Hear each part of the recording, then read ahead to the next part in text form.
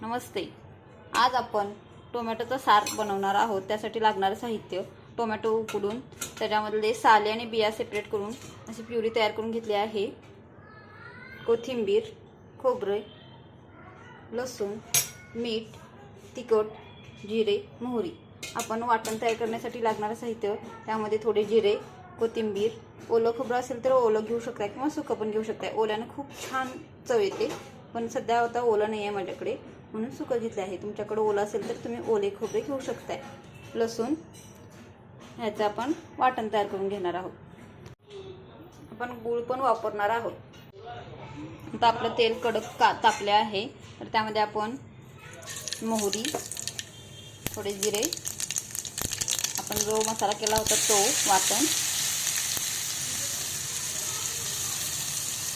परतून घेऊ। आपण 1 मिनिट हा मसाला चांगला तेलात परतून घेणार आहोत।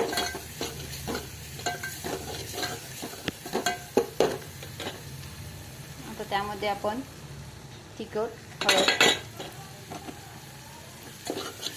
घालणार आहोत, चवीपुरतं मीठ, आणि हा एक गुळाचा खडा किंवा तुम्ही साखरही वापरू शकता किंवा गूळ। आणि आपण आता हे टोमॅटो प्युरी टाकणार आहोत। तुम्हाला तिखट हवा असल्यास थोडा तिखट तुम्ही वाढवू शकताय। आमच्या घरी जास्त तिखट आवडत नाही, त्याच्यामुळे मी कमी तिखट वापरला आहे।